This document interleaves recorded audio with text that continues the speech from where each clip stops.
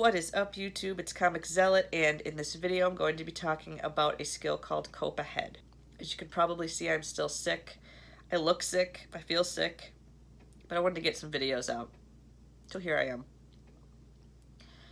Cope Ahead is pretty self-explanatory, but it seems like it would be destructive, but I'll explain why it's not. Anticipation is usually worse than the event itself. Everyone would agree with that.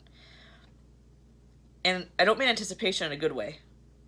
I mean when you're anticipating something that you know will give you anxiety or stress or any kind of extreme emotion. The build up to it is probably worse. Your expectations are probably worse than what's going to actually happen.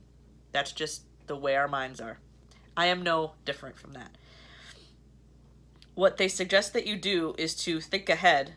If you know something's coming up, obviously things come up all the time that make us really anxious that we can't prepare for. But there are things that you know you're going to be anxious about. Like if you have a lot of social anxiety, you have to be somewhere with a lot of people. If you are anxious toward a person in your family and you have a family dinner, like things like that, things that you know are going to happen. What they suggest that you do is think about it, process it. Think about what the situation is, why you're anxious about it, what you think is going to happen, and then what you can do to take care of yourself in that situation. I don't really want to give my own example, but I can't think of making one up, so I'm just going to use my own. Last month was the 12-year anniversary of the traumatic event that led to my PTSD. It's a day where I usually don't see anybody. Actually, it's always a day where I don't see anybody. And if I do, I'm going somewhere where I can blend in. Like sometimes I go to the movies or the mall or something like that. I can't really process anything or do anything because if I am actively thinking, it's going to go right to that event and everything that happened around that. I usually stay in bed as long as possible and try not to, I just try to sleep the day away until it goes away and it's the next day. But this year my parents wanted to come up and support me, which I thought was amazing because they live kind of far away and they've never offered it before. Not only were they going to be there, but so was my brother and my brother's girlfriend. Now, without getting too much into it, being around my parents and my brother is always really hard because my brother does not have mental illness, has a job, is in shape, is attractive, has money, has a serious girlfriend.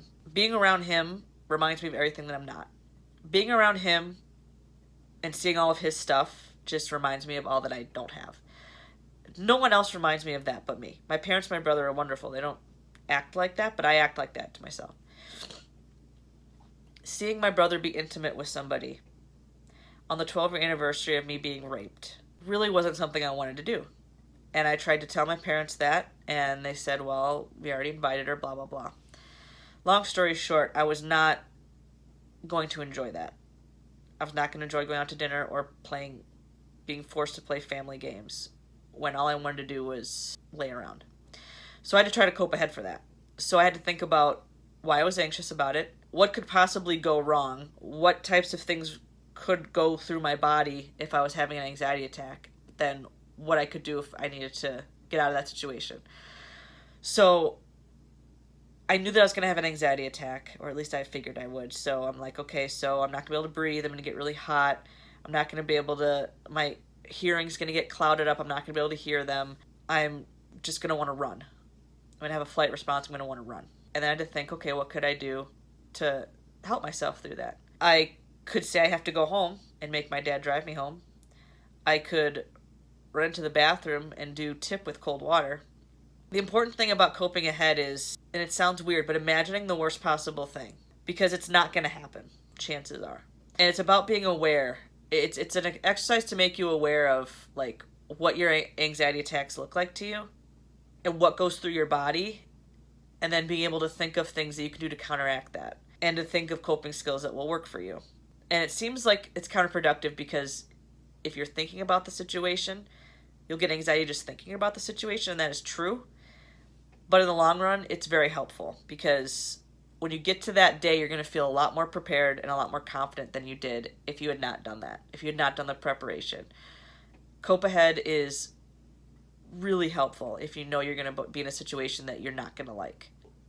it really looks different depending on who you are. But the basics of Cope Ahead is identifying the situation that's coming up, identifying why you're anxious about it, but more importantly, what's going to happen to you potentially internally, and all the different things that you can do to help yourself in that situation, your exit plan or your plan B.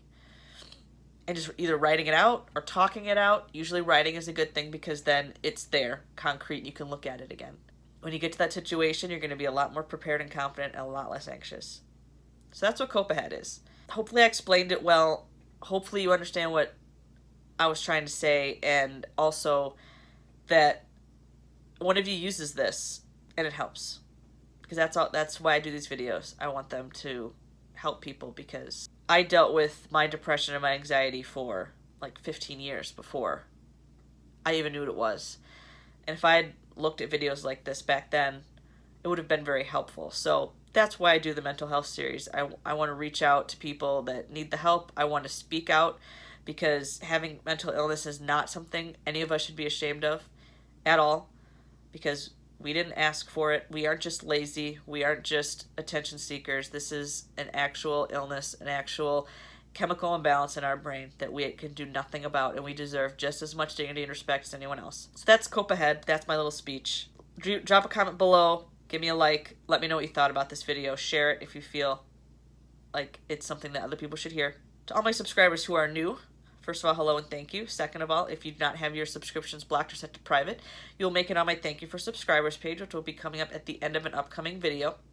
To all my subscribers, old and new, thank you for continuing to support me and my channel. It means more to me than you will ever know. The video shout out for this video is One More Please. One More Please, thank you for being a part of my support system on my channel. They have very cute videos on that channel of their bunny. That's all I'm going to say. Do you need to know more? It has a really cute bunny on it all the time. If you're interested in checking out One More Please's channel, I will put the channel link in the pinned comment below. That is it for this video, guys, and until the next time, peace.